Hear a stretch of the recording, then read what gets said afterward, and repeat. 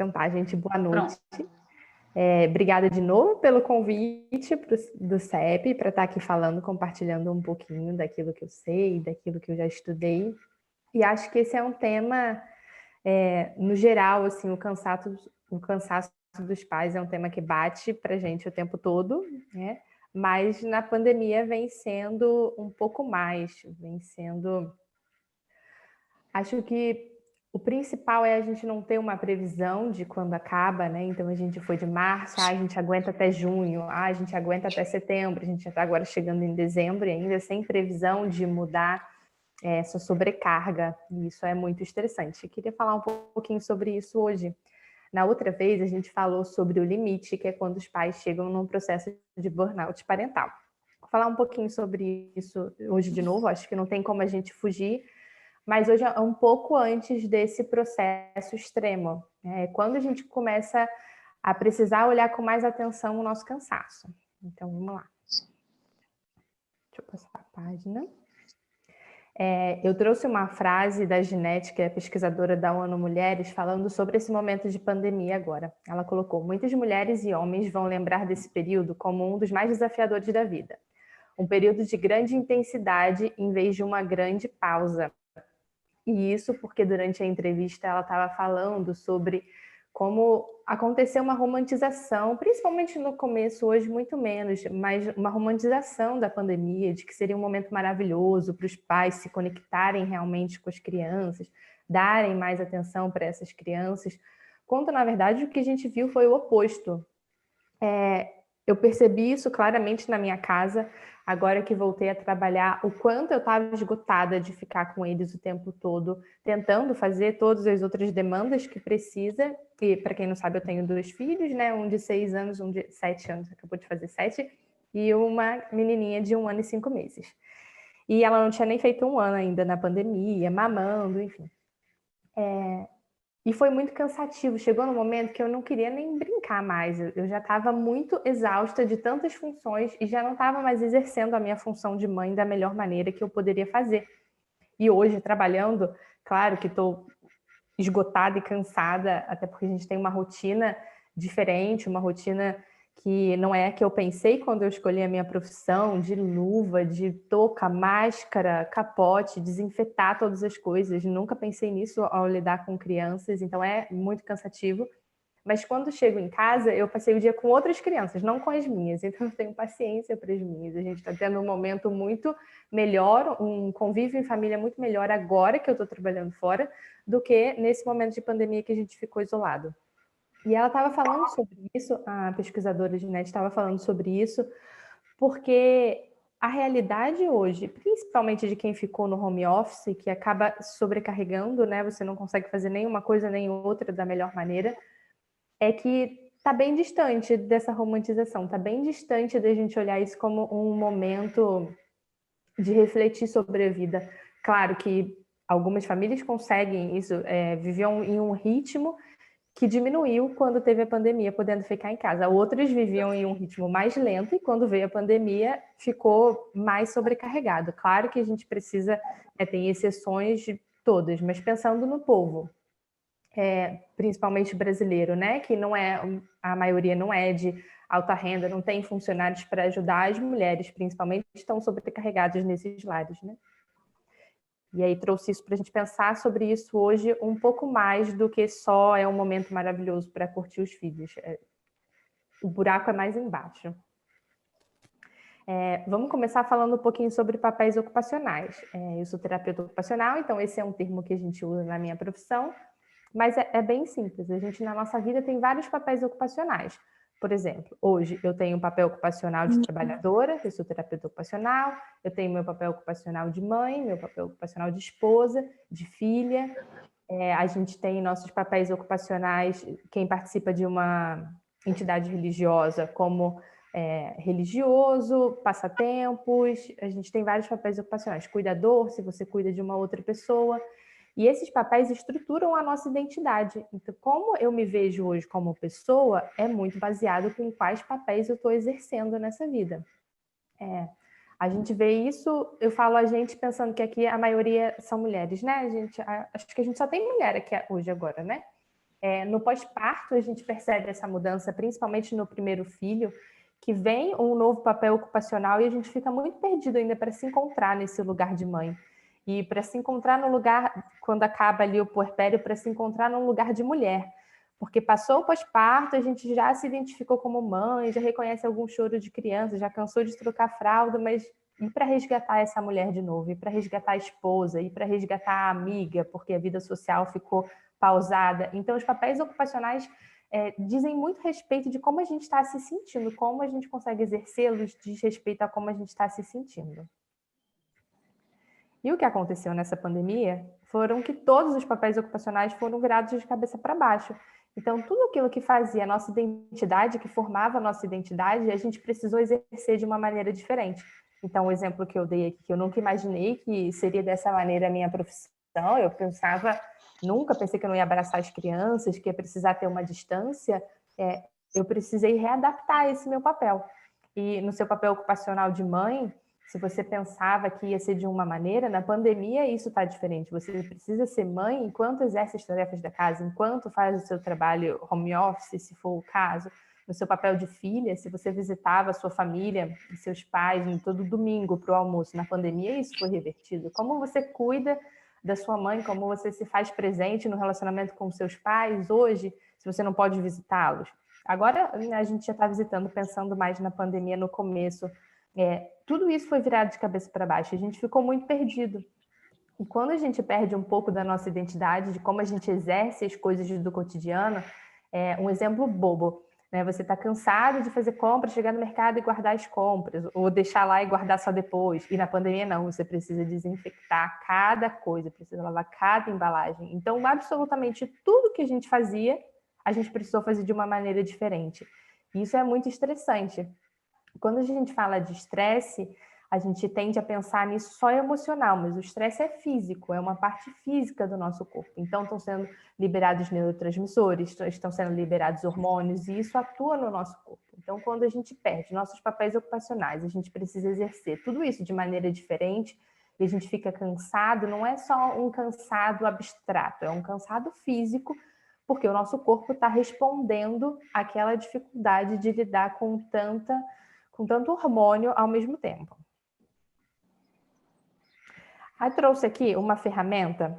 Como é que a gente faz? Se a gente está com os papéis ocupacionais virados de cabeça para baixo, a gente precisa se readaptar a eles, porque essa realidade não tem uma fórmula mágica e seria muito pretensioso da minha parte tentar falar aqui como a gente vai evitar ficar sobrecarregado na pandemia, ou como a gente pode evitar não ficar esgotado, porque a realidade de cada um é muito única e particular, é claro, e como a gente vai se readaptar a esses papéis depende também dos outros e dos nossos papéis, né? Você consegue fazer um home office, você consegue trabalhar sem ser demitido, você é autônomo, a sua empresa, ou você consegue ir até o seu local, como é que você vai exercer tudo isso é muito particular, então não teria claro como eu abordar tudo isso aqui.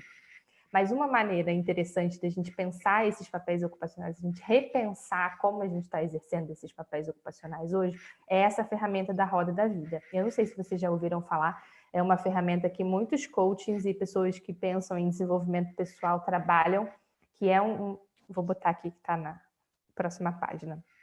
É um círculo com todas as áreas da sua vida, tenta englobar todas as áreas da sua vida e você dá uma nota para como está seu desempenho naquela área. Então, por exemplo, tem aqui pessoal, intelectual. Que nota você está dando para o seu desempenho intelectual hoje? Ou lazer, o quanto você tem dedicado na sua vida para o seu lazer?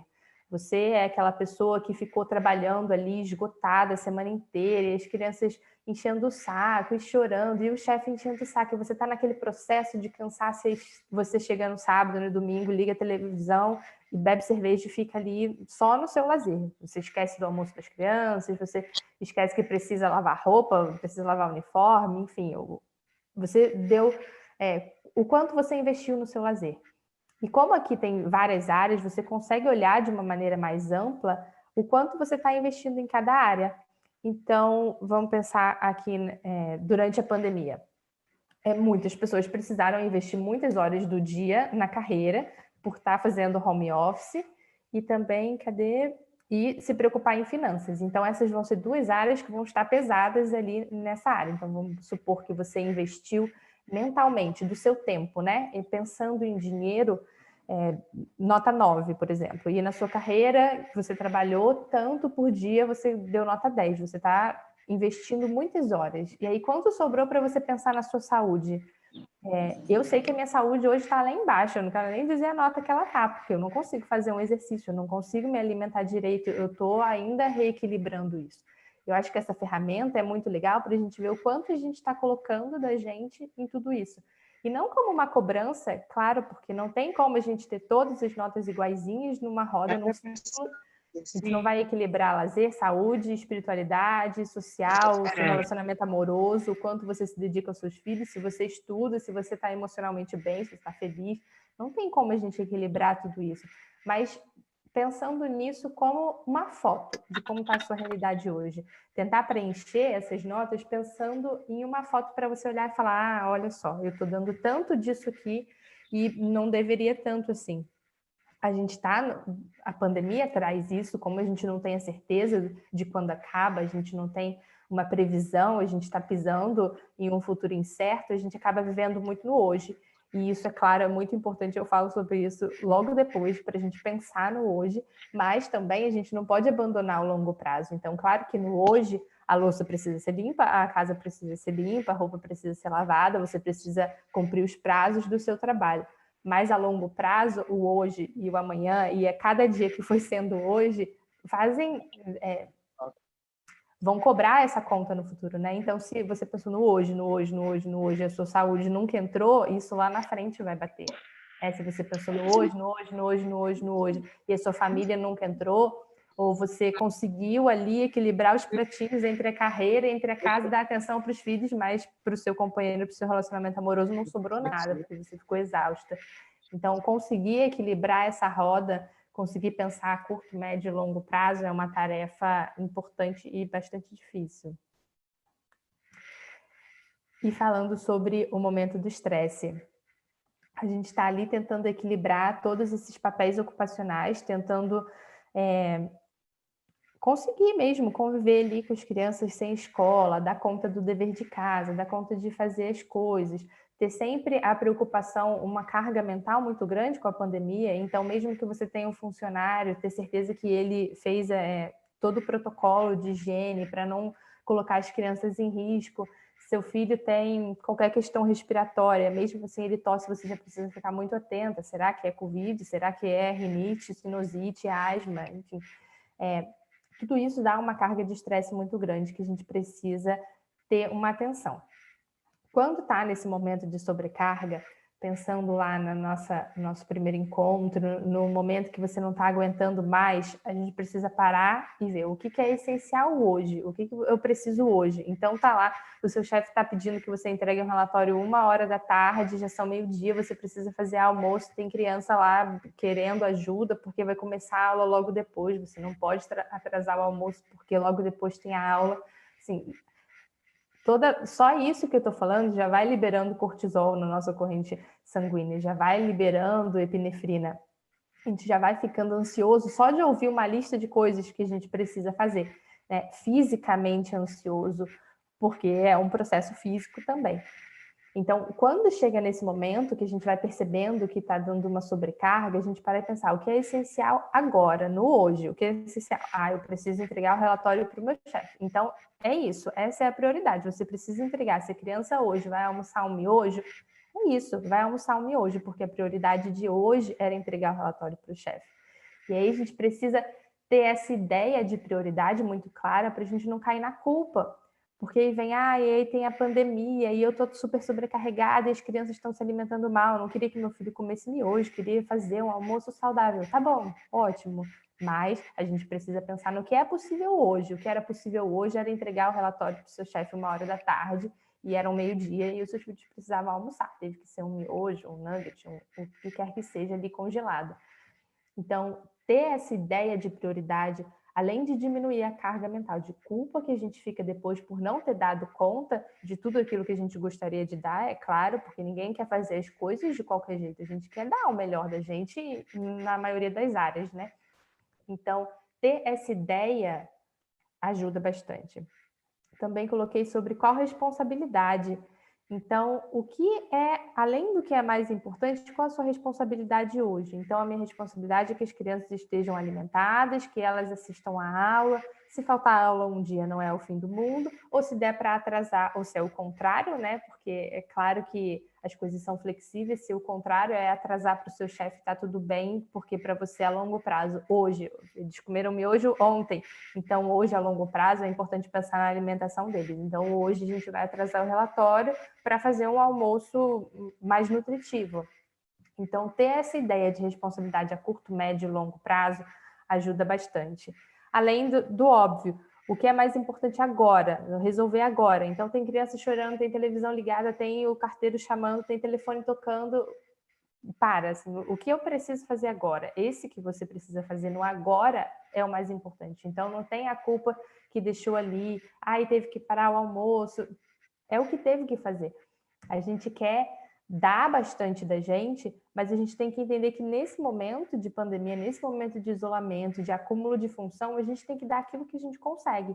Se a gente começa a tentar dar mais do que a gente pode dar, a gente cai lá no burnout parental, que a gente vai falar, e a gente já falou e vai falar de novo. Por que a gente tem que se preocupar com esse estresse? Quando o estresse fica crônico, quando a gente está ali liberando, quando a gente está sempre nesse processo que eu estou falando aqui, é uma coisa, é outra coisa, é um barulhinho aqui, é isso que tem que resolver, é aquilo que tem que resolver. Quando a nossa mente não para e a gente está o tempo todo, uma coisa em cima da outra, apagando incêndio, digamos assim, a gente está o tempo todo liberando esses hormônios de estresse na corrente sanguínea. Cada vez que a gente libera esse hormônio, o nosso corpo tem uma reação física, né? O sistema nervoso tem uma reação a isso. Quando isso acontece de forma crônica, quando a gente começa a passar por isso repetidamente, a gente vai adoecer, porque o nosso corpo não é feito para receber essas substâncias químicas de forma crônica.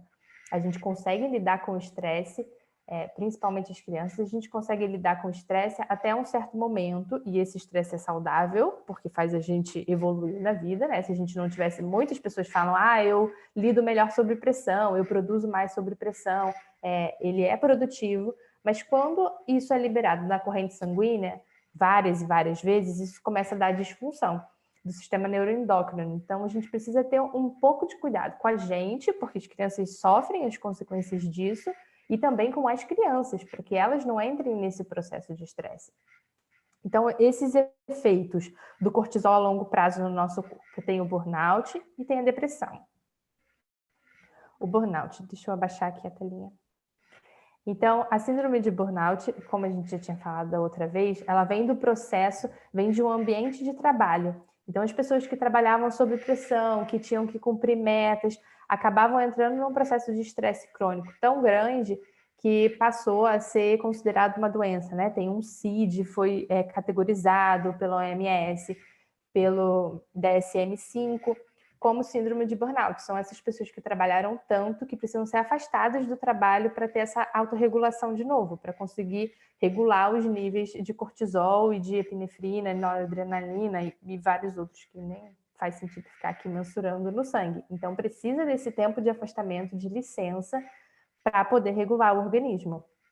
Depois de um tempo, passaram a observar que também poderia ser aplicado esse termo, esse CID, para o burnout parental. Então, hoje a gente tem uma doença que se chama burnout parental, que é quando os pais chegam nesse processo crônico de estresse profundo devido às demandas das crianças. Principalmente agora na pandemia, a gente com certeza vai ter um montão de diagnóstico, apesar de ser super mal diagnosticado, né? Precisa ter um cuidado maior com esse diagnóstico para não confundir com outras psicopatologias, mas a gente tem pessoas muito estressadas e a grande maioria do povo brasileiro, né, com uma sobrecarga e sem poder ter ajuda. Então, a gente está vivendo uma epidemia, um processo mesmo muito grande de pessoas com esse diagnóstico. Por que que isso acontece? Quando a gente está no trabalho, a gente pode ter uma licença remunerada, né? Um afastamento do nosso trabalho. Remunerada no caso, né, não dos autônomos. Mas no burnout parental a gente não tem esse direito, não tem como tirar férias das crianças, não tem como tirar férias do processo de vida, de crescimento, de se preocupar com a saúde delas. Mesmo que você vá lá para um spa, você ainda vai estar preocupada, será que meu filho está comendo bem? Será que ele se machucou hoje? Você vai ligar todo dia para saber sobre criança. Então, a gente tem um processo, uma ligação claro, é importante que a gente tenha, né? É assim que a nossa espécie sobrevive, a gente como pais precisa ter esse senso de responsabilidade com as crianças, mas a gente não está nunca desligado, a gente está sempre ali nesse processo. Então, é difícil o prognóstico. Quando a gente chega nesse estado de adoecimento, de preocupação com as crianças, é difícil sair dele, porque a gente não tem como pausar isso. E aqui, como eu disse, o quadro se instala quando o organismo perde a capacidade de se autorregular. Ou seja, quando a gente fica tão estressado que a gente não consegue se acalmar depois. Se a gente pensar numa criança pequena, você briga, faz um escândalo, tem aquele, né, um momento de birra, de pirraça na rua, assim, se jogar na loja porque quer um brinquedo. A criança fica chateada ali, mas à noite a gente fala, vamos pedir pizza. A criança está feliz de novo, passou. Ela se autorregulou. A gente ainda fica um tempo, né? A gente ainda fica ali com mau humor 1, 2 dias depois de um processo, um episódio que a gente viveu de estresse muito grande. Então, essa dificuldade de autorregulação, cada vez mais que a gente é exposto a cortisol, cortisol, cortisol, cortisol, cortisol, se todo dia a gente passa um estresse, se todo dia a gente está sob pressão, precisando cumprir várias coisas, a gente vai ficando menos sensível a esse hormônio.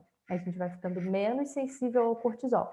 Então, a gente está sobrecarregado do hormônio no sangue, a gente está menos sensível a ele e a gente demora mais a se regular, a gente demora mais a se acalmar. Chega um momento em que a gente não se acalma, a gente está sempre sob pressão. Nesse momento que a gente não consegue se acalmar mais, só uma medicação. O corpo perdeu a capacidade de anular esses efeitos e colocar outros hormônios bons no lugar, como serotonina e endorfinas. Quais são os sinais do burnout parental? Então, ele começa com esse cansaço, né? A gente está cansado das crianças e ele vai se agravando, né? Na primeira fase, a gente está cansado, a gente dorme, e no dia seguinte a gente acorda feliz e disposto para ficar com as crianças. O primeiro sinal de atenção é quando você acorda de manhã e pensa, ai, não, que droga, acordei, ai, tudo de novo, ai, mais um dia. Quando a gente chega nesse processo, é quando a gente começa a ficar menos sensível ao cortisol. É quando a gente já está com ele há muito tempo no organismo, na corrente sanguínea, e a gente para de responder. A noite de sono, que deveria ser uma noite, né, de 6, 8, 12 horas dormindo, não foi suficiente para regular esse nível no sangue. Não foi suficiente para o seu organismo liberar outros hormônios e neutralizar esse. Então, se esse tempo de sono não foi o suficiente, você no dia seguinte já acorda cansada, sem muita disposição, é o primeiro sinal de alerta. E ele vai se agravando, eu não vou falar todos, a gente falou da outra vez, né, para não ficar aqui repetindo a mesma coisa, mas a gente começa um distanciamento emocional das crianças, então você está tão cansado, você está tão esgotado, você está ali fazendo comida e tem que entregar não sei o que para o seu chefe, você está tentando resolver e vem aquela criança, brinca comigo, você começa, não, filho, não dá. Você começa a querer que a criança fique longe de você, que a criança se distrai com a televisão, com o tablet, com qualquer coisa, mas você quer ficar um pouquinho longe dela, você quer ficar um pouquinho de tempo sem essa criança perto. Então, esse distanciamento emocional é um fator que a gente precisa olhar com muito cuidado. A violência física e verbal, a gente, claro, tem casos extremos, né, da criança que apanha com chinelo, com cinto, mas pensando na violência física mais básica no dia a dia, que no momento do estresse a gente acaba recorrendo, porque você está ali no momento do estresse e o seu organismo responde com fuga ou luta, normalmente como adultos, e quando tem uma criança a gente responde com luta. Então, é a criança lá chorando e faz uma pirraça e você dá uma sacudida na criança. Isso é violência física. É quando a criança derruba pela milionésima vez a coisa que você já pediu para ela não mexer. Você fala, meu Deus, você é burra, não pega nisso. Isso é violência verbal. Então, a gente pensa no pior dos cenários, mas quando você está ali dentro, num processo de esgotamento, isso é muito comum de acontecer. Eu acho que eu posso contar no dedo 1, 2, 3 pessoas, 3 adultos, 3 pais que eu conheço que nunca tenham sacudido uma criança ou gritado com ela. E não é algo que alguém se orgulhe, ninguém se orgulha disso, mas num processo de estresse crônico, é como a pessoa conseguiu reagir até para ela também, até para a gente como adulto não pifar, para não ter um surto psicótico. Quando a gente chega no momento, a gente, chega, não aguento mais. A gente responde dessa maneira, nosso organismo responde de maneira para proteger a nossa saúde mental. Da pior maneira possível, mas acaba acontecendo. Também acontece a negligência, Também a gente pensa em negligência no pior dos exemplos, mas não é negligência. Você quer ficar só um pouquinho sentada no sofá e aí a criança está lá no quarto, você não sabe o que ela está fazendo, mas você quer só um minutinho assim, de tempo no sofá e você não vai ver o que é. E aí pode ser uma criança pequena mexendo num fio desencapado, ou ela pode ter saído e está brincando, uma criança pequena brincando com um balde e pode se afogar. Então, a gente começa a negligenciar coisas que a gente antes... Criança quietinha é o perigo, vou lá ver. Coisas que antes a gente faria, a gente está tão cansado que a gente começa a deixar para lá, a gente começa a pensar, só um pouquinho, daqui a pouco eu olho, não vai acontecer nada. A gente começa a confiar na sorte. Isso é negligência. Também, um dos sintomas de burnout parental é o sentimento de culpa, porque você consegue perceber que você já foi uma mãe melhor, um pai melhor, e que agora você não está conseguindo exercer essa função. Que você já teve mais paciência para brincar e que agora você não está mais com tanta paciência. Ou que você antes fazia comidas muito nutritivas e que agora você está deixando de comer qualquer coisa. Tinha hora para dormir, agora pode dormir tarde. Você começa a perceber que antes você se interessava, não é o caso, né? A gente está falando aqui de uma psicopatologia. Isso tem diagnóstico, ninguém está vivendo esse processo porque quer, ninguém escolheu viver nada disso, não existe culpa aqui, né? A gente precisa tirar isso, essa ideia de culpa, porque não tem culpa. Nenhuma dessas coisas, nem a violência tem culpa, nem a violência física tem culpa, porque essa pessoa também está adoecida, ela respondeu dessa maneira porque foi a melhor maneira que o organismo dela conseguiu reagir. Claro, a gente não estou endossando aqui que ninguém bata nos filhos, mas para a gente entender, né, que não é olhar para o outro e apontar o dedo para o outro, é ajudar o outro que está vivendo um processo desse.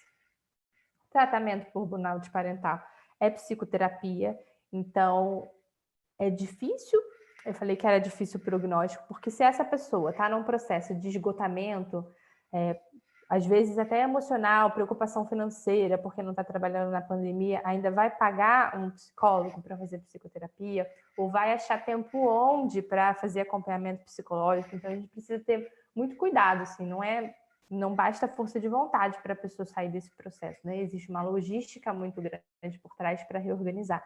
Mas não tem jeito, precisa de psicoterapia, precisa de rede de apoio. E isso também é outra coisa que, quando a gente está no momento de pandemia, bate muito forte, porque não é seguro que outras pessoas entrem em casa, não é seguro que alguém olhe o seu filho rapidinho. E imagina se nesse processo que você está tão cansado, você já está tendo um sentimento de culpa, e aí você pede ajuda para alguém, essa pessoa vai até a sua casa e, por um infortúnio, uma das crianças contrai Covid, ou você contrai Covid, o sentimento de culpa vai ser muito agravado. Então, a rede de apoio que seja seguro. Então, você tem uma amiga, pedir para sua amiga cozinhar e levar a comida pronta para você. Você não precisa recorrer ao miojo, ao nugget. Você pode deixar congelado e, quando for preciso, você descongela para as crianças. Fazer um mercado para você. Não necessariamente essa rede de apoio precisa estar dentro de casa, né? Mas ela pode ajudar de fora. As pessoas de fora podem ajudar. E, caso seja necessário, como eu falei, é um processo químico que faça uso da medicação. Quando tentou a psicoterapia, quando tentou a rede de apoio, e ainda assim isso não é o suficiente para sair desse processo de estresse crônico, não depende dessa pessoa, não depende da força de vontade dessa pessoa sair desse processo de adoecimento. É uma questão física, ninguém fala para o diabético que ele deixe de ser diabético porque ele quer, ou ninguém fala para a pessoa gripada que, se ela se esforçar bastante, ela vai deixar de ser gripada. Então, a gente precisa ter esse olhar que a medicação na saúde mental não é um problema, não é um sintoma de que a pessoa é louca ou de que a pessoa não se esforçou, é fraca. É uma coisa física. Ela vai ali, vai regular hormônio, vai regular neurotransmissor e depois a pessoa vai conseguir se regular sozinha de novo, pensando que ela saiu desse estresse crônico. Com a psicoterapia, ela aprendeu maneiras de contornar esse processo e não entrar nessa liberação crônica de cortisol. Ela não precisa mais de medicação, ela vai se autorregular sozinha. A depressão é uma consequência do burnout, então a pessoa... Assim, gente, eu falei que tem uma pandemia dentro da pandemia de burnout, né? Muitas pessoas vivendo esse processo de adoecimento, muitas mães extremamente cansadas com as crianças, passando por violência, passando por negligência, porque já não sabem mais a quem recorrer no estresse crônico. Pouquíssimos, 0,1% é diagnosticado. E esse processo crônico continua ali adoecendo e aí vai cair em uma depressão. Não é que é mais grave que o burnout, mas tem um diagnóstico mais fácil. A gente pode dizer mais fácil, apesar dessa não ser a palavra. Então, a pessoa que ficou ali com aquela liberação de hormônio crônica cai em um processo de depressão, que também precisa de medicação, muitas vezes, também depende dessa nova regulação, desse novo processo do cérebro de entender os receptores, os neurotransmissores e tudo aquilo que cabe no processo, né, neurológico, mas também não precisa vir do burnout. Então, pode ser uma família que já tinha tendência a ter depressão, ou que já teve depressão antes, ou que já estava vivendo o processo de depressão e não necessariamente tem a ver com o burnout, não necessariamente está sobrecarregado, mas que a pandemia agrava, porque por X motivo pelo qual a pessoa pode ter depressão, né? Pode ser químico, e aí a pandemia agrava porque a gente está preso, a gente tem menos oportunidade de fazer exercício físico, oportunidade de socializar, oportunidade de tudo aquilo que vai liberar endorfina e serotonina para essa pessoa, que são hormônios químicos, que tem a ver com a depressão química, mas também para aquela pessoa que tem uma depressão específica por um motivo específico, é agravado na pandemia, já que ela está ali isolada em casa, às vezes com um marido ou uma esposa que não é exatamente aquela pessoa que apoia, e isso pode ser agravado. Os sinais e sintomas da depressão são sintomas físicos, são vários, né? Eu coloquei aqui alguns porque não sou eu, terapeuta ocupacional, que faço diagnóstico de depressão, então não cabia aqui ficar esmiuçando. Mas a gente tem sintomas físicos, a gente tem insônia, perda ou ganho de peso, perda ou ganho de apetite, então alterações que, por algum motivo, não tem uma explicação, e aí você começa a ter alterações físicas. A gente pode ter um olhar com mais atenção para isso, quando começam pensamentos de morte ou suicídio, perda de interesse em atividades antiprazerosas, interpretação distorcida ou negativa da realidade, sentimento de culpa, assim como o burnout, de não estar exercendo tão bem o seu papel. E o tratamento é a mesma coisa. Não dá para a pessoa sair da depressão porque ela quer, não adianta só tomar a medicação, porque a medicação vai ali regular os neurotransmissores dela. Mas se ela continua vivendo aquele processo que já estava vivendo antes, por X motivo que seja, quando parar a medicação, tudo aquilo vai voltar, vai liberar normalmente cortisol na mesma quantidade que antes e vai ficar em um looping, né? De faz medicação, para a medicação, começa a medicação, para a medicação. Então, precisa sempre associar psicoterapia e rede de apoio. A pessoa com depressão também precisa de uma rede de apoio para que os danos para essa criança sejam o mínimo possível. A gente tem vários estudos, também não coloquei aqui porque não acho que cabe, acho que acaba causando mais sentimento de culpa do que sendo construtivo, mas a gente tem vários estudos do quanto a depressão dos pais afetam as crianças, o quanto o humor dos pais afetam o cérebro dessas crianças em desenvolvimento. Então, a gente precisa ficar atento, porque não é só, é comigo, não é com ele. Antes comigo do que com meu filho. Não é bem assim. O que acontece com a gente, o que acontece comigo, reflete sempre, sempre no meu filho. E agora sobre as crianças, os efeitos dessa pandemia, um olhar de atenção para as crianças. A gente tem o estresse tóxico na infância, também é um diagnóstico, também é uma psicopatologia. Então, quando que a gente chega nesse processo de estresse tóxico para as crianças? A gente tem 3 níveis de estresse. A gente tem o estresse positivo, que é aquele estresse em que a criança libera adrenalina, libera cortisol, libera tudo aquilo que eu já falei aqui para vocês, mas que é bom para ela, que ensina ela a ser resiliente e que é bom para esse organismo. Se a criança nunca é submetida a esses processos, quando chega em uma situação de perigo, ela não sabe como reagir. É aquela pessoa que paralisa, vem, não sei, tá? Vai acontecer alguma coisa horrível, você precisa correr rápido, um assalto, não sei, um desabamento, alguma coisa, ao invés de você fugir, você fica paralisado, porque o seu sistema límbico, que é uma parte do nosso cérebro, não foi treinada para esses momentos, não sabe como reagir ao hormônio e todo o estresse desse momento. Então, a gente precisa passar por estresse durante a infância, e isso faz parte do crescimento. Alguns exemplos bobos: vacina, a criança, né, não quer tomar vacina, chora, fica ansiosa, fica com medo, treme, a gente vê, né, é uma coisa física, a gente vê todos esses neurotransmissores e hormônios atuando naquele corpinho, é importante para ela passar por isso. É importante o nervoso no primeiro dia de escola, É importante quando os pais brigam porque precisa escovar dente todo dia. Esse é um estresse benéfico. A criança passa por um processo de estresse, mas ok, ela lida com isso. Ela tem fatores de proteção intrínsecos para isso. O nosso organismo é preparado para viver pequenas doses desse hormônio. Quando isso começa a passar, é o nível moderado. É quando a criança passa por esse estresse, por exemplo, se ela fosse tomar vacina todos os dias da vida, não ia dar, né? Se todo dia fosse o primeiro dia de aula, a criança não ia comportar. Nesse nível moderado, a criança passa por um estresse, por um nível de estresse maior do que ela consegue regular sozinha. Ou porque é uma situação apavorante, muito grande, apavorante, dá de cara com um bicho horroroso, é apavorante, uma criança não sabe como reagir a isso, ou porque foram por vários dias seguidos. Então, alguns exemplos de estresse tolerável. Deixa eu passar aqui para a gente. O divórcio dos pais. Então, os pais que ficam discutindo na frente da criança, passam ali umas 2 semanas entre leva suas coisas, não leva suas coisas. Esse é um processo que a criança não consegue vivenciar sozinha, ela precisa de um apoio, ela precisa de um responsável ali para ajudar ela a manejar esse estresse.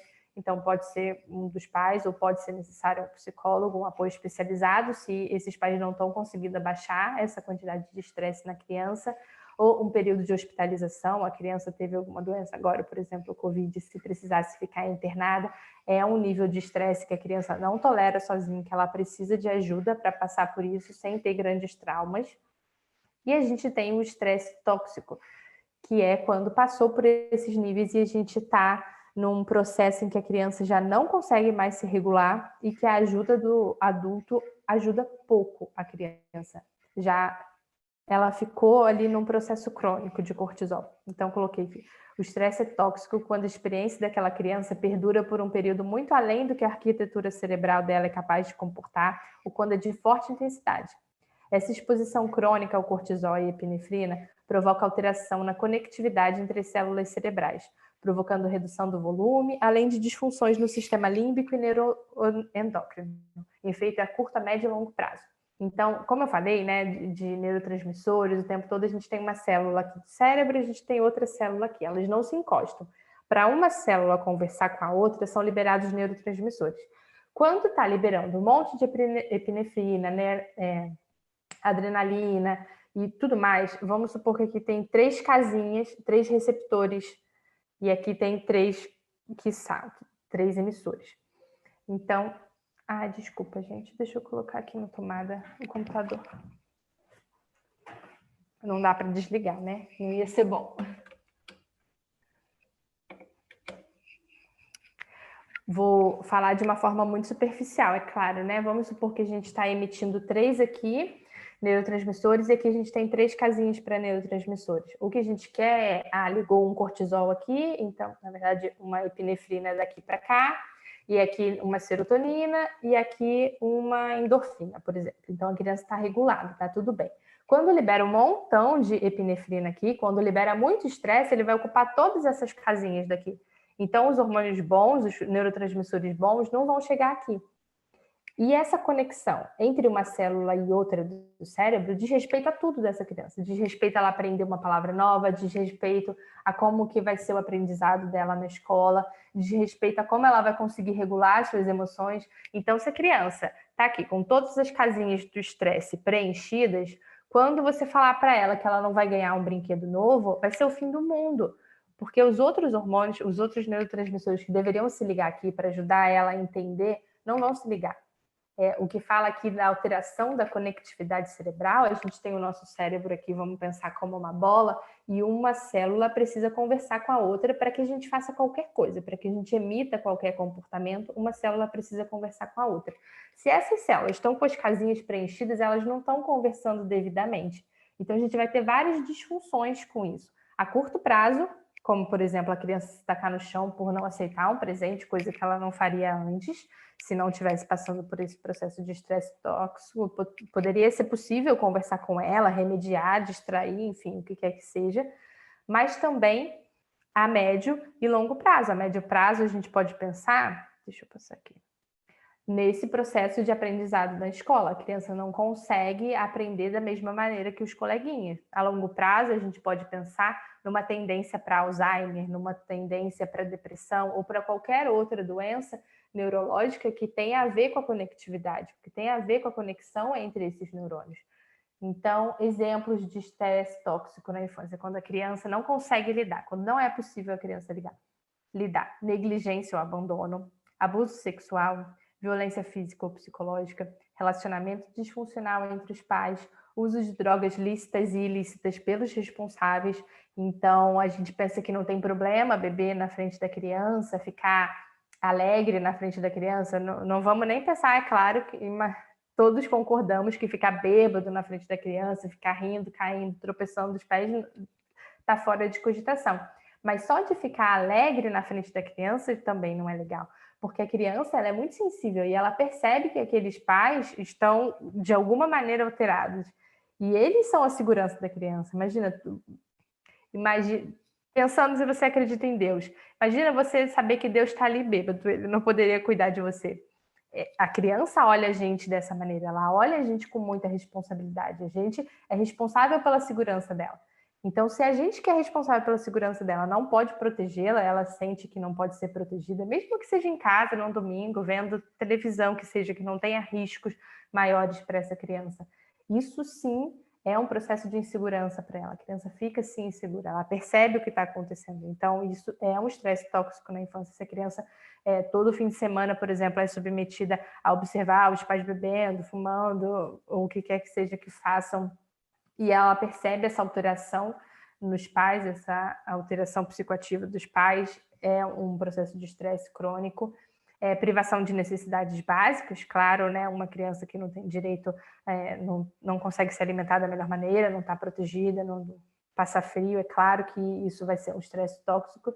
E também excesso de atividades extracurriculares. Então, a criança tem muita coisa para fazer, então tem a tarde inteira de aula e de manhã tem mais um montão de coisa para fazer. Ela tem pouco tempo livre no dia. Quando a gente tem um montão de coisa para fazer, a gente senta e só quer assim, preciso de um tempinho.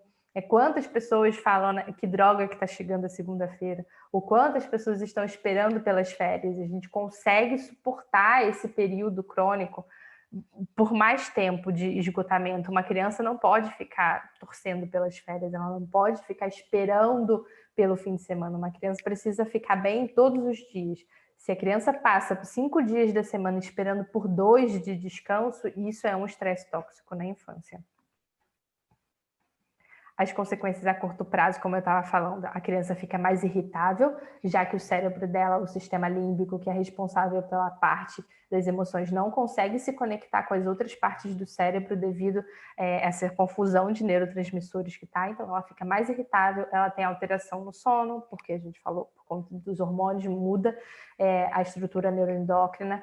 Ela tem mais cansaço, inapetência e alterações do ritmo intestinal. Alteração no ritmo intestinal também pensando que são hormônios liberados na corrente que alteram a nossa função gastrointestinal. A médio prazo, a criança tem ansiedade, depressão. Aqui a gente precisa pensar que depressão na infância nem sempre é tristeza. Muitas vezes se manifesta como rebeldia, muitas vezes se manifesta como a criança fazendo muita pirraça, muito agressiva. Então, a gente precisa ter um olhar mais atento para isso. Dificuldade de aprendizagem, como eu comentei, né? A criança perde essa capacidade de conectividade e aí não vai aprender da melhor maneira que poderia.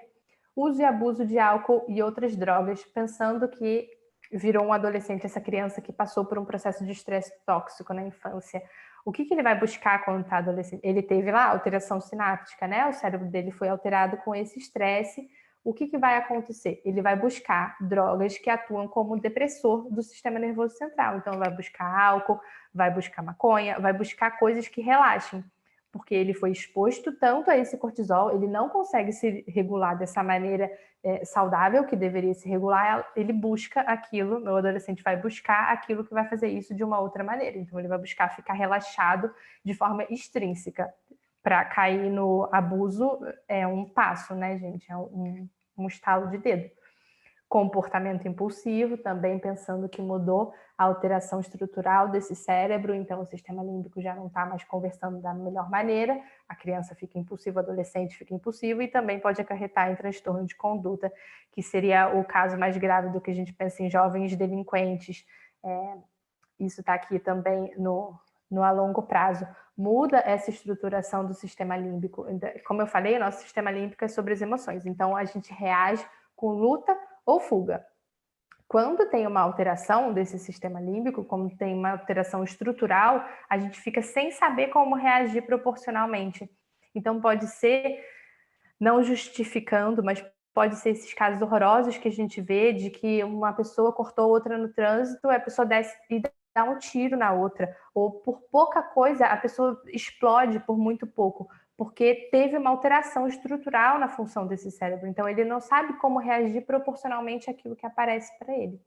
O transtorno de conduta acontece dessa maneira, o professor fala para o adolescente, né, senta na cadeira que agora tem que prestar atenção, e aí isso é o fim do mundo para ele, taca a cadeira no professor, sai de sala, foge, xinga, grita, porque ele não sabe reagir proporcionalmente. Ele tem todo o direito de ficar chateado, de ter que sentar na cadeira. Ninguém precisa ficar feliz com tudo que acontece, mas ele tem que ficar chateado e sentar na cadeira. Essa é a realidade, né? Não dá para reagir dessa maneira.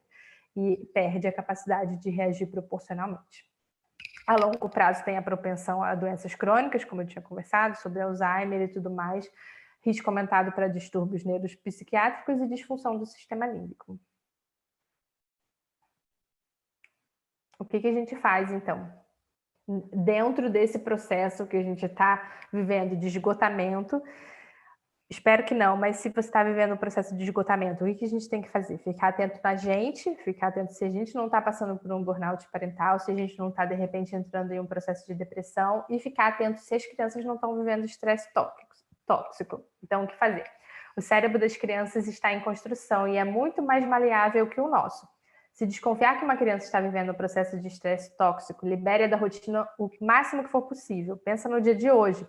Então, pensando que não tem mais o que adaptar, você já fez todo o possível ali dentro da pandemia para que ficasse o melhor na rotina de vocês. A gente já está há bastante tempo, né? A gente já está há muitos meses nesse processo de isolamento. Você já fez todo o possível, já se adaptou. Ainda assim, está muito ruim a situação, né? O que você pode fazer é pensar no hoje.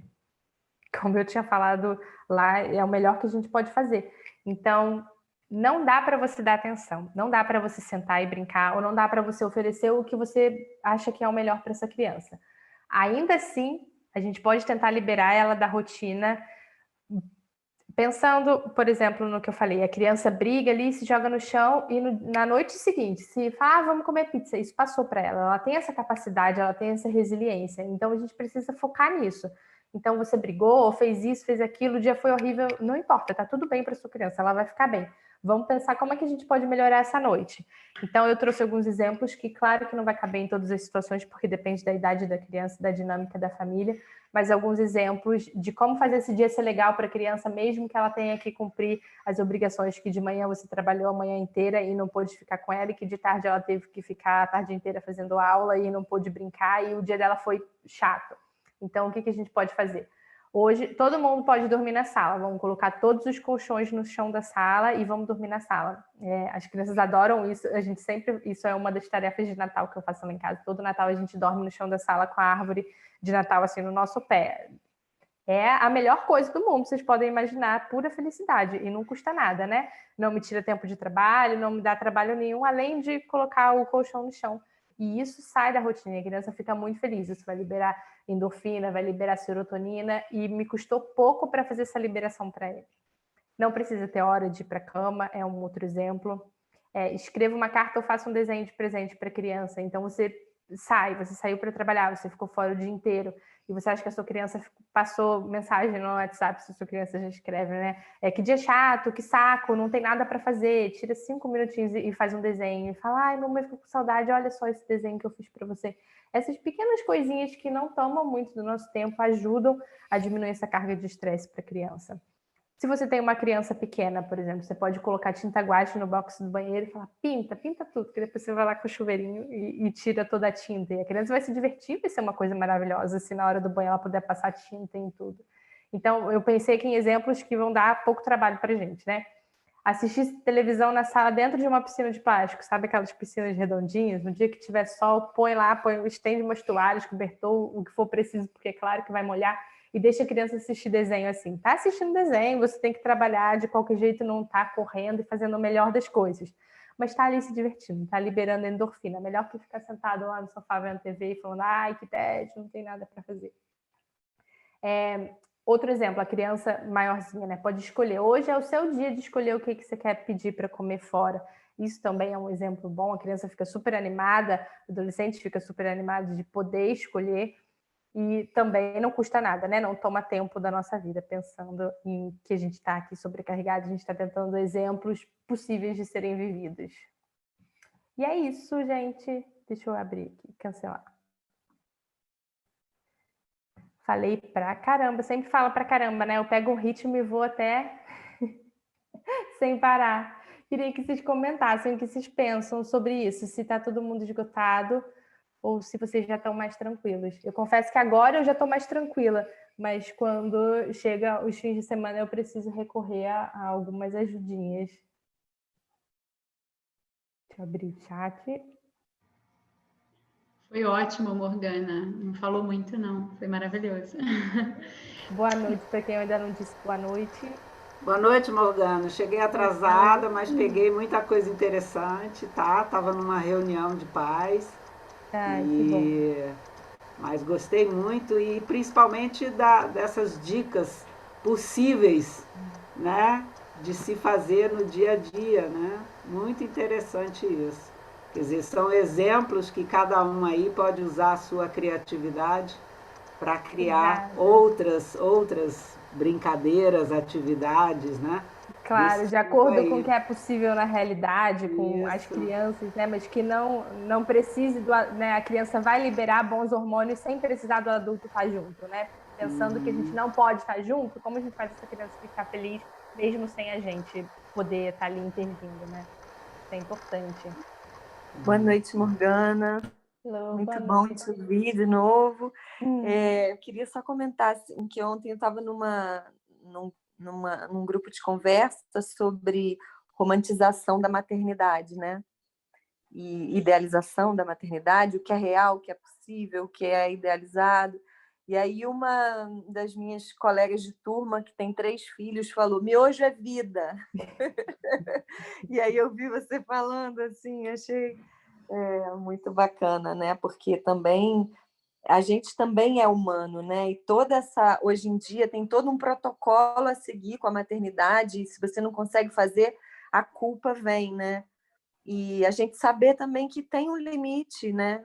Tem uma resiliência aí que você pode transitar numa linha de resiliência que fica bacana para todo mundo, não estressa nenhuma ponta nem a outra, né? Porque a gente precisa estar bem para as crianças também. Não adianta nada a gente querer cumprir todo um protocolo e se enlouquecer, né?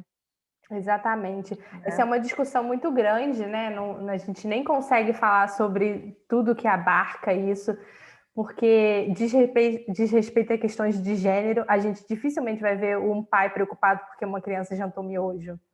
Dificilmente a gente vai ver um homem se martirizando porque a criança não está com uma alimentação saudável. Claro que existem exceções, né? É óbvio, mas não é o padrão comum. A gente, como mulher, acaba assumindo uma carga muito grande. E a gente... eu acredito que é muito importante a gente ter informação. A gente tem muita informação de qualidade hoje em dia. Os estudos científicos... A ciência acaba ficando mais próxima da gente, né? A internet ajudou muito nisso, então a gente tem um contato muito maior, mas acaba que a gente patologiza tudo. Então, o meu filho tem 6 meses, então eu preciso fazer tal atividade para estimular tal área da criança. Isso é enlouquecedor, ninguém pode ficar pensando que precisa estimular. Quem precisa estimular é terapeuta, criança que tem dificuldade de alguma coisa específica. Mas em casa, um pai não tem que saber qual habilidade precisa estimular. A criança só precisa viver, precisa brincar, precisa ser livre. Então, a gente patologiza tudo. A gente tem agora a medicalização da comida, então precisa comer o alimento tal, que tem o nutriente tal, com isso aqui, não pode colocar beterraba no feijão, porque atrapalha a absorção de ferro, e a gente tem tanta coisa que isso vai enlouquecendo, porque a gente não consegue, é impossível que uma mãe dê conta de tudo isso, né? É impossível. E tira o prazer da relação, né? Exatamente. Se você não cuidar do que é possível, né? Você tira o prazer e burocratiza uma relação que é para ser de amor, de afeto, né? Além e principalmente, né? Exatamente. O prazer de brincar com a criança, porque você não está brincando, você está estimulando prazer de a estar área junto, tal. né? De só estar junto. O prazer de se alimentar, porque você não está comendo a comida que você gosta, você está pensando no nutriente tal. Então, tudo... eu estava comentando, eu não sei se foi aqui na nossa reunião ou se foi uma outra vez, que com o Francisco, que eu tinha muito mais tempo e a minha vida era muito diferente, eu fazia várias receitas saudáveis para ele. Então, tinha gelatina, por exemplo. Gelatina é uma porcaria, né? Para a saúde, ninguém deveria comer isso. E aí eu fazia gelatina com suco de uva integral para ele. Comprava gelatina incolor, comprava agar-agar, e aí fazia, colocava chia, fazia... A Aurora nunca comeu gelatina, ela é o filho 2. Assim, não é saudável, então não vai comer. Mas a chance de eu ir para a cozinha fazer receita saudável é impossível, não tem condição. Então, ou a gente come o que é saudável, ou a gente nem come. Mas tentar substitutos não dá. E eu estava né, quando ele era pequeno, eu acho que eu tinha um pouco desse processo de o que não presta. Então, eu vou tentar transformar isso, porque eu não quero que todas as crianças comam gelatina na festa e ele não coma nada, coitadinho. Hoje ele vai comer gelatina na festa e é um dia. Na minha casa não tem gelatina, tá tudo bem. Então, a gente precisa muito sair desse processo de, como você falou, de burocratizar tudo. Não tem como uma mãe dar conta de tudo. Não tem como. Então, não tem como ter fralda de pano e, ao mesmo tempo, parto humanizado e, ao mesmo tempo, alimentação natural. Não tem como fazer tudo isso. E aí, até a alimentação natural do cachorro. Nem o cachorro come ração, até o cachorro come comida pronta. Como um ser humano vai conseguir fazer? Não tem como, né? Mas nem é para ter como, né, Morgana? Pois é, Ainda bem, né? Ainda exatamente. bem que não precisa. Que se precisasse mesmo, estávamos enlouquecidos e não vivendo, ticando o dia inteiro. Ah, já fiz isso, não fiz isso, não pode. A vida tem que ter o prazer da soltura, às vezes até da pequena transgressão, né? Com certeza, com certeza. A gente falou sobre isso da outra vez, né? Isso é uma coisa que a gente precisa, assim, tatuar na testa. Se a gente tenta cumprir a tabela do perfeito, a gente está ensinando para a criança que ela precisa ser perfeita. A gente está ensinando para ela que ela não tem direito de errar. Então, a gente tem que ter esse direito de errar. A gente tem que ter esse direito de entregar um miojo e está tudo bem. E a criança saber que um dia ela não vai entregar a melhor das coisas, que ela vai poder fazer birra e que está tudo bem. Ela é humana, ela tem direito de fazer birra. A gente também faz birra algumas vezes, né? E ela não precisa, ela não tem muita criança, eu vejo muita criança que tem medo de decepcionar os pais. E não é para ser assim, uma criança não tem que se preocupar com isso, não tem que se preocupar em decepcionar os pais. O amor é incondicional, não é baseado em o quanto essa criança fez para ter mérito para ser amada. Né? Ela não tem que ter mérito em ser amada, ela é amada por quem ela é, porque ela existe, independente de como ela se comporta.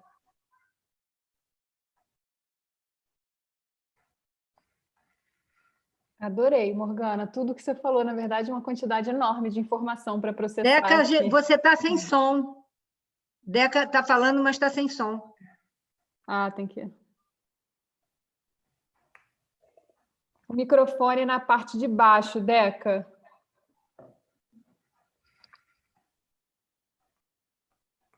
Ele deve estar branquinho, se você pressionar nele... Ele deve estar vermelhinho, se você pressionar ele... Não foi ainda. Mandei aí um pedido para você acionar o som. Vê se vai. Entrou? Foi. Entrou? Estão me ouvindo? Sim. Então? Bom, sobre o estresse infantil, eu queria falar uma coisa. Eu acho que essa pandemia ela teve características muito peculiares, porque foi uma coisa muito súbita, apareceu muito de repente, as famílias não estavam preparadas para isso. Num primeiro momento, os pais ficaram muito estressados, porque muitos perderam o emprego, muitos tiveram sua renda diminuída, enfim, né, todos os problemas que a gente sabe que aconteceram no início da pandemia. E eu acho que essa preocupação e esse estresse que os pais viveram no primeiro momento, houve um descuido com as crianças, entendeu? Eu acho que não se explicou suficientemente à criança o que estava acontecendo, né? Ninguém sentou para dizer, olha, a gente está vivendo isso por causa disso, daquilo, tem uma doença aí. Não se teve esse tempo para a criança ser preparada. Eu tive uma criança que eu conheci que disse para a mãe à noite, mãe, fecha a janela para o Covid não entrar. Então, ficou uma coisa assim, tem um monstro lá fora, né? E esse monstro teria que ter sido explicado para a criança. O que é isso? Porque a fantasia vai longe e a criança pode construir coisas muito apavorantes, né? E, enfim, eu acho que isso foi talvez o principal fator que prejudicou as crianças, né, durante essa pandemia. Foi a falta de um preparo para essa doença, para se explicar a ela o que estava acontecendo na realidade, né? E a criança tem muita capacidade de entender isso se for bem explicado pelos pais e viver isso de uma forma mais tranquila, menos estressada, né?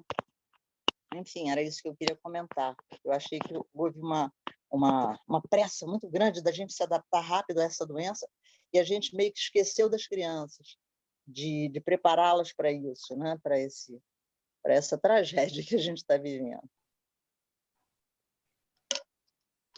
Morgana. Obrigada. Oi.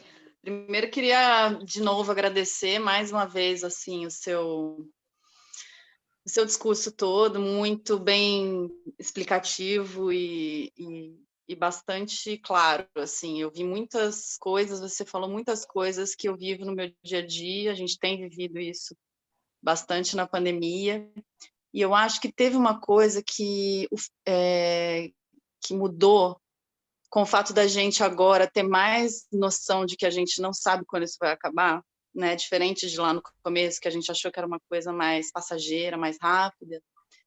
Eu acho que quando a gente entendeu que a gente não tinha essa resposta, não teria essa resposta tão cedo e tão fácil, eu acho que o nosso jeito de lidar com a situação aqui dentro, assim, como família, né, entre nós, com a criança, mudou.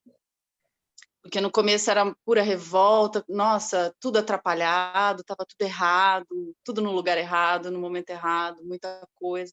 E agora a gente está tendo que colocar as coisas no lugar e saber administrar.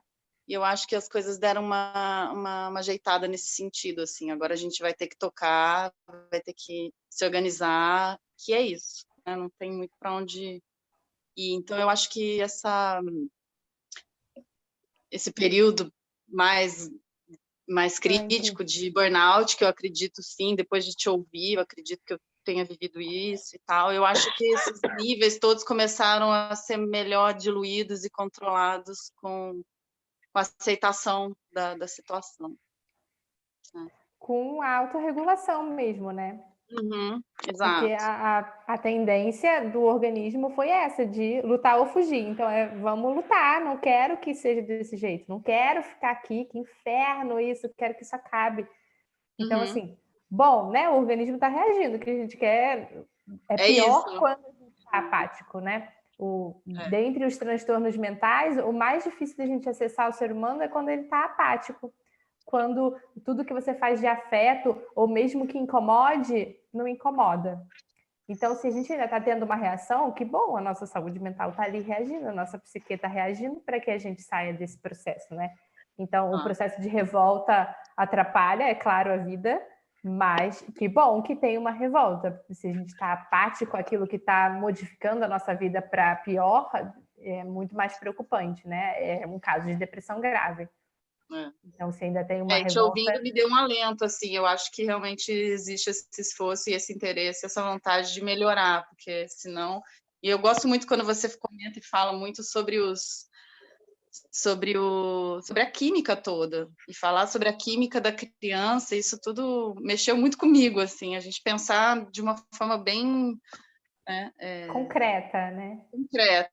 E o que a gente faz, às vezes, muitas vezes, sem saber o que a gente está provocando, né, na criança. Tá muito, muito bom, muito esclarecedor, adorei. Eu gosto muito, muito. Da outra vez eu falei sobre isso também. Eu gosto muito de neurociência, porque eu acho que traz o concreto, a gente para de ficar abstrato. Ah, e a criança, os pais estão passando por um divórcio e a criança está com dificuldade de aprendizagem. Por que que ela está com dificuldade de aprendizagem? Né? Parece que a culpa é da criança, a culpa é dos pais que estão passando por um processo de divórcio conturbado, como se a criança não quisesse aprender aquela matéria, como se adiantasse sentar a cadeira, assim, socar a cabeça da criança assim no quadro e falar, presta atenção, é químico, a criança não escolhe, não é culpa dela, né? É difícil para ela, o cérebro não está conectado direito, como é que ela vai aprender? E a gente tira a culpa da criança, a gente tira a culpa da gente, a gente tira a culpa da criança, a gente entende que não tem culpados, é tudo um processo de organismo, né? Não tem culpa se chove, a água cai da nuvem, é isso, é natureza, né? E eu acho que isso é maravilhoso para a gente olhar com muito mais empatia para todo mundo, para a gente como adulto e para as crianças também. Sim, sim.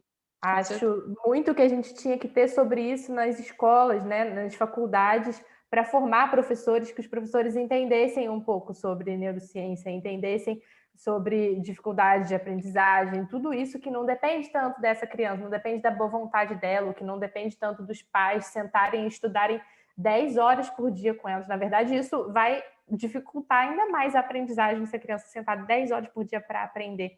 A aula de reforço nem sempre vai fazer a criança aprender, talvez atrase ainda mais esse processo, porque está sobrecarregando ela ainda mais. Acho que isso era essencial, que a gente tivesse isso assim, aos 4 ventos, para todo mundo, né? Para a gente como pais, para entender melhor, mas para os educadores, para entenderem melhor também. Acho que seria maravilhoso se a gente pudesse ter isso, né? Quando a Fernanda estava falando, me veio a resiliência, né? Que não é só a criança, nós também, a nossa resiliência foi posta à prova e agora ela está mostrando a que veio, né? E aquilo, juntando com aquilo que a Deca falou, que é verdadeiro, lembrar também que nunca é tarde para falar, nunca é tarde para se voltar a assuntos, mesmo assuntos que você não conseguiu falar na hora. Eu estava falando, Deca, da nossa resiliência, que está posta à prova e está, de certa forma, a gente está vendo como está dando conta, mas que aquilo que você falou, quer dizer, mesmo que a gente tenha deixado de falar lá atrás, nunca é fora de hora voltar ao assunto, porque você agora já conta a gente agora já conta outra história. A gente agora conta a história de quando a gente não conhecia o bicho e da hora em que a gente conhece e o que a gente pode fazer. Né? Isso é muito interessante, a nossa capacidade de poder aumentar nossa capacidade de enfrentamento do que acontece. Né? Isso mesmo. Esse é o lado mais bacana, que a gente deve ficar atento e exercitar. Né? Isso aí. Muito.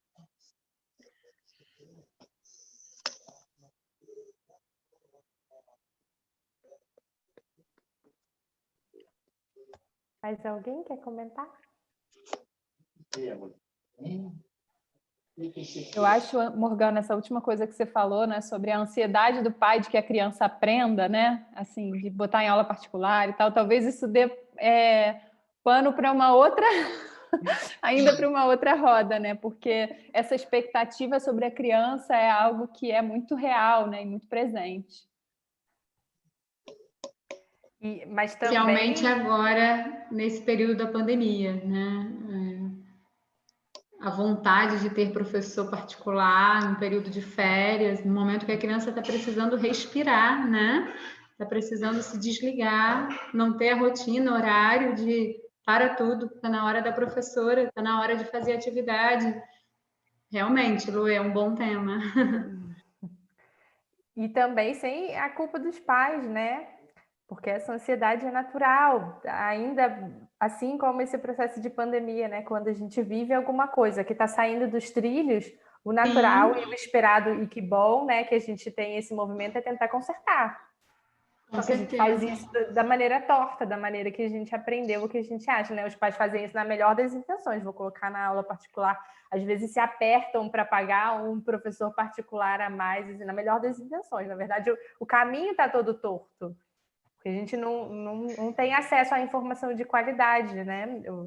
Com certeza, se esse pai soubesse que o efeito é contrário, ele não faria isso. Por isso que é Exatamente. importante isso que a gente está fazendo aqui, essas trocas, né? É fundamental. A gente, essa, queira ou não queira, isso aqui é uma escola de paz. A gente está na escolinha para melhorar a nossa performance.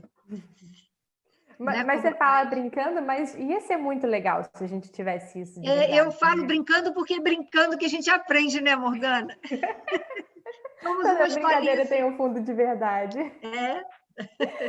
Mas isso é muito legal, porque a gente precisa aprender. A gente nasce pedagogo? Não, tem que fazer faculdade de pedagogia. A gente nasce professor? Não nasce. Mesmo a pessoa que tem aptidão natural, mesmo quem aparentemente nasceu para isso, ainda tem uma teoria, ainda tem coisas que embasam por trás. Se a gente realmente tivesse um pré-natal, né?